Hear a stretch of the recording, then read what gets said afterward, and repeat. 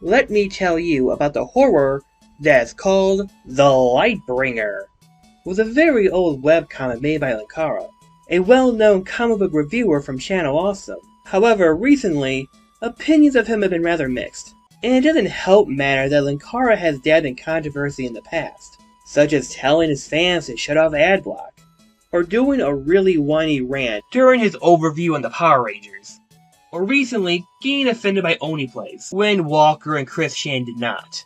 But despite all this, he's no Chris Chan. Linkara does have a very strong fanbase. Some of this dislike is similar to Quinn reviews, where it's absolutely political, or their actions because of their political beliefs. For instance, he's a male feminist, so he gets offended anytime there's fan service on screen. It's that the outfit doesn't even make sense for her to be wearing. It's supposed to be armor of some kind. What's the point of armor that doesn't cover anything? Yeah, he's one of those people. They like to play it off like they aren't, but they clearly are. I already don't agree with the can't we just have escapist fiction without politics thing, because all art is political. But it wasn't always like that. One aspect of Linkara's path that gained a lot of interest was The Lightbringer. It was hosted on Comic Genesis, a popular place to make amateur comics in the older days of the internet, and isn't properly protected because my antivirus is acting up here. Before we start, there is no reason for uncalled for attacks just for criticizing this comment, so don't be an ass. Don't want to take my word for it? Well, take Linkara's.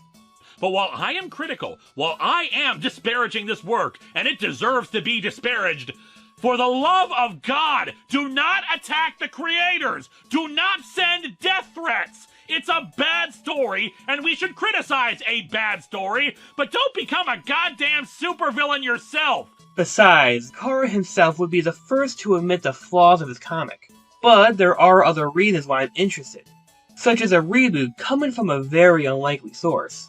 It is most well known by the first issue, where the characters are cliched and unoriginal, and even looks like a terrible self-insert. The art looks awful, bringing many comparisons to Chris Chan, and it handles serious subject matters in a very cartoony way, which lead to many people thinking he was a hypocrite, so yeah, it's bad. The comic stars Carter Granholm, a citizen of Pharaoh City. Wait, is this supposed to be a Yu-Gi-Oh reference?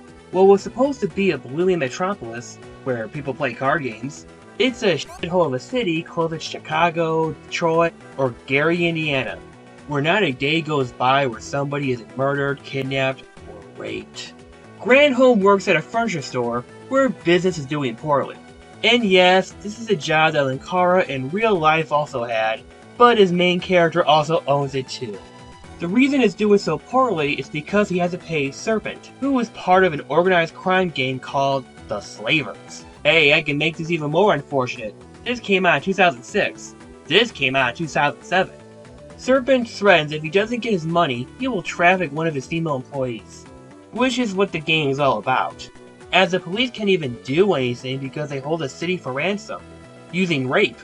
So any officer who targets them has the risk of their family being next. Granholm's parents are dead, and it was believed to be that the slavers killed them, although I can't tell if this is a killer or a horror movie pose they hung up on the wall. He also has a power of light that he hides. You see, his parents are pacifists, so they despise violence of any kind, and he's taken that vow ever since their deaths, which leads to many unfortunate situations where he's powerless. The more infamous one includes a pink-haired woman getting mugged, raped, or kidnapped.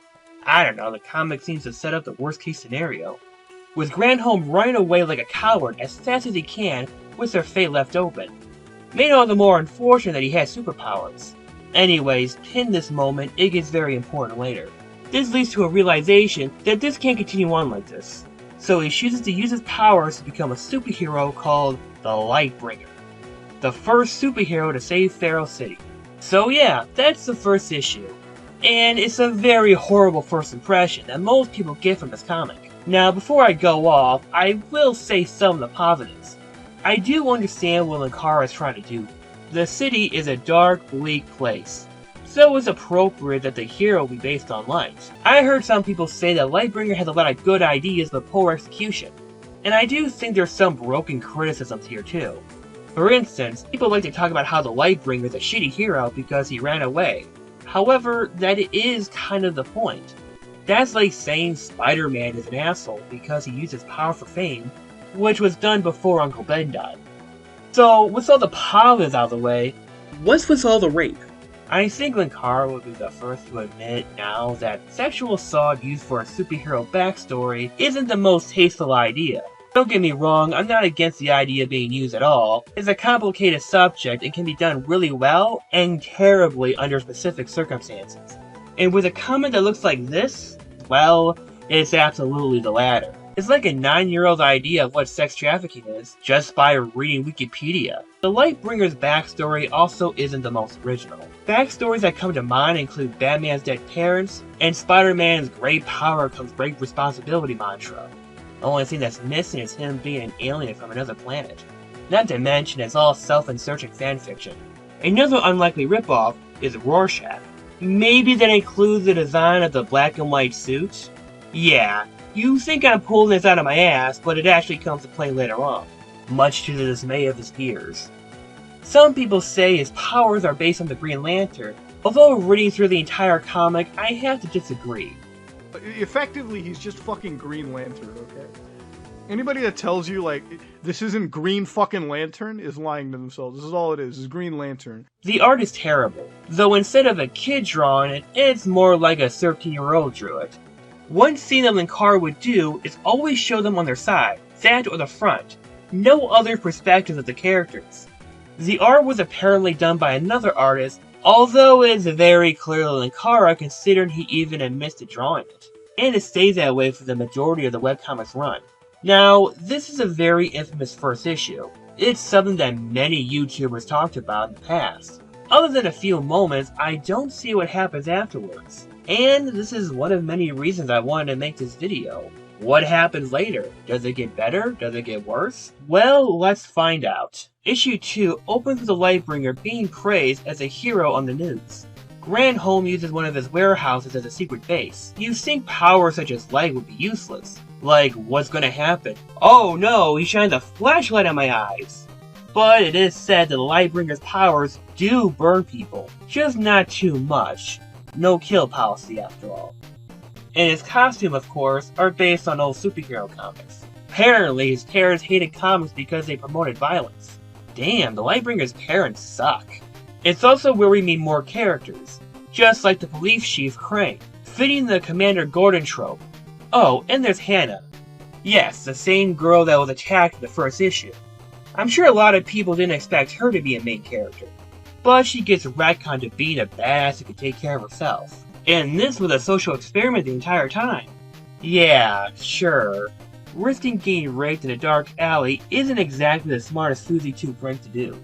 She's also an orphan because orphans are badass.